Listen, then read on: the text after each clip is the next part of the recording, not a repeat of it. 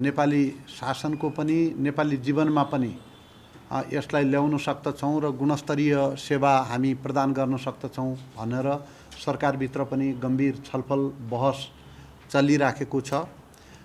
यसै सन्दर्भमा परराष्ट्र मन्त्रालयभित्र पनि विशेष गरेर जहाँ म्यानुअल भिडहरू धेरै ज्यादा हुन्छन्, कामको चाप धेरै ज्यादा हुन्छ, तर हामीसँग चाहिँ कर्मचारी सङ्ख्या अत्यन्त न्यून छ। त्यस्ता ठाउँमा आएका गम्भीर समस्याहरूलाई दृष्टिगत गरेर केही महत्त्वपूर्ण निर्णय हामीले लिनुपर्छ र हामीले परराष्ट्र मन्त्रालयको हैसियतले हामीले यसमा अलिकति छलाङ लिने काम पनि हामीबाटै सुरु गर्नुपर्छ भनेर परराष्ट्र मन्त्रालयमा यो बहस र छलफल सुरु भएको हो। यसै सन्दर्भमा यो कन्सुलर डिपार्टमेन्टले जहाँ चाहिँ कर्मचारीको पनि अभाव थियो, मान्छेको पनि रात दिन चाहिँ भिड भइरहेको थियो। तपाईहरुलाई चाहिँ सामान्य जानकारीका लागि पनि म आग्रह गर्न चाहन्छु कि वर्षको करिब 3 लाख भन्दा बढी मानिसहरू आफ्नो कामको प्रयोजनका लागि यो कन्सुलर सेवा विभागमा आउने गर्नुहुन्थ्यो। कतिपय पढाइ लेखाइमा कमजोर मान्छेहरू, बाहिर जानुपर्ने अवस्थामा रहेका मान्छेहरू, उहाँहरूले सहयोगी साथी ल्याएर यो कन्सुलर डिपार्टमेन्टमा आउँदाखेरि कमसेकम करिब 5 लाख मानिसहरू हरेक वर्ष त्यही प्रयोजनको लागि प्रहरी सेवाको खाली यसको चाहिँ नम्बर र सर्टिफिकेट लिने उद्देश्यले मात्रै यहाँ आउनुपर्ने किसिमको बाध्यता थियो। अब यो प्रविधिको हामीले चाहिँ प्रयोग गरिसकेपछि अब यो ठाउँमा कमसेकम 1,500 जति, लगभग 1,500 जति जुन सेवाग्राहीहरू छन् उनीहरूले कन्सुलर डिपार्टमेन्टमा यो प्रयोजनको लागि आउनुपर्ने छैन। यसरी आउने सेवाग्राहीहरू खालि यहाँ आए यहाँ पुगे भनेर मात्रै होइन, उहाँहरू चाहिँ दुर्गम क्षेत्रका मान्छेहरू हुनुहुन्छ। कतिपय दुर्गम क्षेत्रका मान्छेहरू हुनुहुन्छ, त्यहाँबाट चाहिँ काठमाडौँ आउनु पर्यो, एक्लै आउनु सकिएन। कतिपय केटाकेटीहरू हुन्छन्, कतिपय महिलाहरू पनि हुन्छन्, कतिपय वृद्धहरू पनि हुन्छन्। उहाँहरूले ती ठाउँबाट यहाँ आउँदाखेरि उहाँहरूको लाखौं रुपैयाँ खर्च हुन्थ्यो। खालि एकजना मान्छे बाहिरबाट आउने मान्छेको 6-7 हजार मात्रै खर्चको अनुमान गर्ने हो। यहाँका चाहिँ होटेलहरूमा बसेको, त्यसपछि ट्रान्सपोर्टेसनको खर्चको मात्रै तपाईहरुले चाहिँ मूल्याङ्कन गर्ने हो भने करिब 3 लाख भन्दा बढी मान्छे जो यहाँ आउँछन् त्यसमा मोटामोटी 2 अरब भन्दा ज्यादा उनीहरूको चाहिँ व्यक्तिगत खर्च भइराखेको अवस्था थियो। अब यो खर्चको भार चाहिँ पासपोर्ट बनाउने सन्दर्भमा या बाहिर जानुपर्ने भिसा बनाउनु पर्ने सन्दर्भमा या चाहिँ यो त्यसका लागि चाहिने पुलिस रिपोर्टको सन्दर्भमा यो भार उहाँहरूलाई पर्ने छैन। उहाँहरूको जीवनमा सहजीकरण आउनेछ भन्ने हामीले चाहिँ विश्वास लिएका छौँ। यसमा कर्मचारीहरूले पनि धेरै मेहनत गर्नुभएको छ, रात दिन नसुतेर यो सेवालाई चाहिँ सहजीकरण गर्नका लागि जुन तपाईहरुले मेहनत गर्नुभएको छ, म मन्त्रालयको तर्फबाट तपाईहरुलाई यसका लागि हार्दिक धन्यवाद दिन चाहन्छु। र यसरी यहाँ मात्रै होइन, हामी अरू डिपार्टमेन्टहरूमा पनि जस्तो पासपोर्ट डिपार्टमेन्टमा पनि भिडको कुरा आएको छ।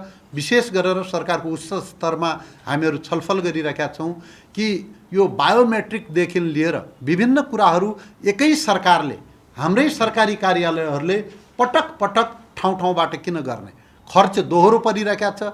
जुन ठाउँबाट हामीले चाहिँ यस्ता सेवा सुविधा राज्यले चाहिँ प्रबन्ध गर्नुपर्ने हो, यस्ता व्यवस्था गर्नुपर्ने हो, त्यो एकै ठाउँबाट स्तरीय दिन सक्यौँ भनेपछि हामीले चाहिँ खर्च पनि मान्छेहरूको बढ्छ, मान्छेले चाहिँ ज्यादा समयको बर्बादी पनि गर्नु पर्दैन र प्रशासनिक काम पनि सहजीकरण हुन्छ। यसका लागि मैले चाहिँ पासपोर्टमा पनि आवश्यक सहजीकरण गर्नका लागि सम्बन्धित निकायलाई निर्देशन दिइसकेका छु र यसमा सम्बन्धित मथिल्लो तह, उच्च तह पनि, विशेष गरेर अरू मन्त्रालयसँग सम्बन्धित यसमा केही मुद्दाहरू छन् भने पनि अरू मन्त्रालयसँग पनि कुराकानी गरेर छलफल गरेर यसलाई चाहिँ समाधान दिने बारेमा हामी अगाडि बढ्ने कुरा पनि म यहाँहरूसँग स्पष्ट गर्न चाहन्छु। अब अहिलेको अवस्थामा सरकारले जनताको सेवालाई चाहिँ आफ्नो नीतिको केन्द्रमा राखेको छ, सुशासनलाई सरकारले केन्द्रमा राखेको छ र परराष्ट्र नीतिका सन्दर्भमा पनि हामी स्पष्ट छौँ। विगतका सरकारहरूले परराष्ट्र सम्बन्धलाई वैचारिक र मनोवैज्ञानिक आधार दिएर कतिपय देशसँगको सम्बन्ध जुन सुमधुर हुनुपर्ने थियो त्यो सुमधुरतामा चाहिँ असन्तुलन आएको बिचमा महसुस भएको थियो। यो बिचमा यो सरकार गठन भइसकेपछि कतिपय विगतका सरकारले पनि यसमा मेहनत गरेको छ। यो अन्तर्राष्ट्रिय जुन हाम्रो सम्बन्ध छ, परराष्ट्र जुन सम्बन्ध छ, यसलाई हामीले राष्ट्रिय स्वाभिमानमा आधारित बनाउने, यसमा राष्ट्रिय एकतालाई मजबुत गर्ने गरेर यो सम्बन्धलाई अगाडि बढाउने र हामीले अन्तर्राष्ट्रिय सम्बन्धलाई परस्पर लाभका आधारमा पनि हामीले यो सम्बन्धलाई विकास गर्ने गरेर यो सरकारले अगाडि बढिराखेको छ। यो बिचमा कतिपय घटनाक्रमहरूमा हाम्रो जुन अन्तर्राष्ट्रिय सम्बन्ध छ, संसारभरिका देशहरूसँग सम्बन्ध छ, त्यो सम्बन्ध हाम्रो वास्तवमा कतिपय ठाउँमा वैचारिकै आधारमा पनि विचारको आधारमा देश हेर्न थालेपछि अरू देश हामीलाई विचारको आधारमा हेर्दैनन्, राष्ट्रिय हितको आधारमा, राष्ट्रिय स्वार्थको आधारमा हामीलाई हेर्ने गर्छन्। हामीले विचारका आधारमा हेर्ने बित्तिकै कोही नजिक कोही टाढा भन्या जस्तो थियो। यति मात्रै होइन, केही पार्टीहरूले पनि अन्तर्राष्ट्रिय सम्बन्धको विकास गर्दाखेरि विशेष गरेर ठुला ठुला देशका, हाम्रा पडोसमै पनि ठुला ठुला देशहरू छन्, ती देशहरूसँगको सम्बन्ध चाहिँ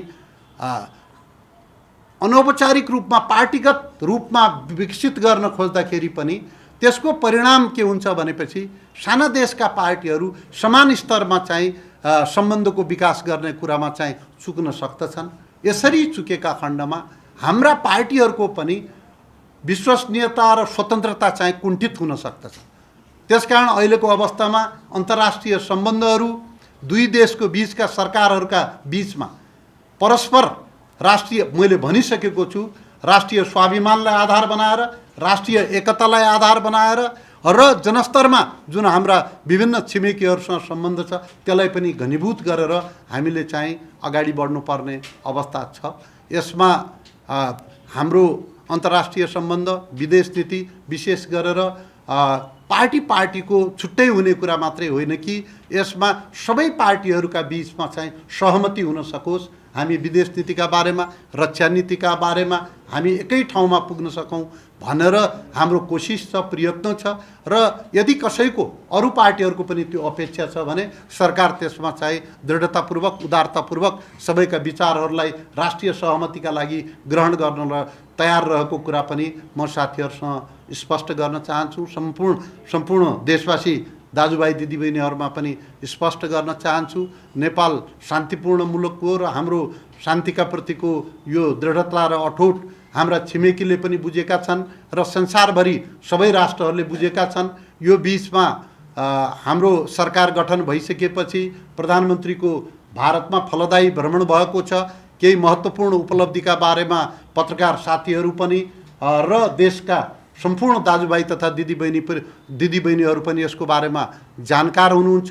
केही समय पछि नै हाम्रो सेप्टेम्बरमा लगभग सेप्टेम्बरको तेस्रो हप्ता चौथो हप्तातिर चाहिँ प्रधानमन्त्रीज्यूको चीन भ्रमणको कार्यक्रम पनि लगभग हामीले चाहिँ अब तयारी अवस्थामा छौँ।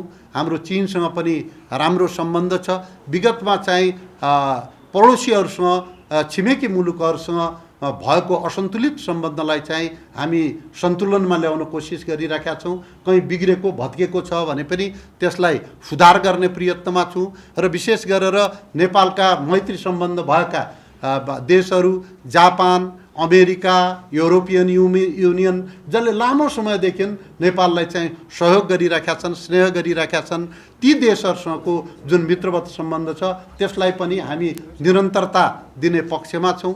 र यो कार्यक्रममा विशेष गरेर यो कन्सुलर डिपार्टमेन्टले मलाई बोलाएर एउटा नयाँ प्रविधिको प्रयोग गरेर विशेष गरेर चाहिँ आफ्नो सेवालाई चुस्त दुरुस्त छरितो बनाएर जनतालाई सेवा दिने काममा जसरी पहल कदमी लिएको छ, यो काम चाहिँ सरकारका अरू निकायहरूका लागि पनि अनुकरणीय छ र परराष्ट्र मन्त्रालयभित्र पनि यो कामलाई चाहिँ विस्तार गर्ने किसिमले अगाडि बढ्नेछौँ भन्ने म स्पष्ट गर्न चाहन्छु। र तपाईँहरू सबै साथीहरू राष्ट्रसेवक कर्मचारी मित्रहरू, पत्रकार साथीहरू, तपाईँहरू जुन आएर यो कार्यक्रममा सहभागी हुनुभएको छ, यसका लागि म तपाईँहरूलाई हार्दिक धन्यवाद दिन चाहन्छु। जय नेपाल।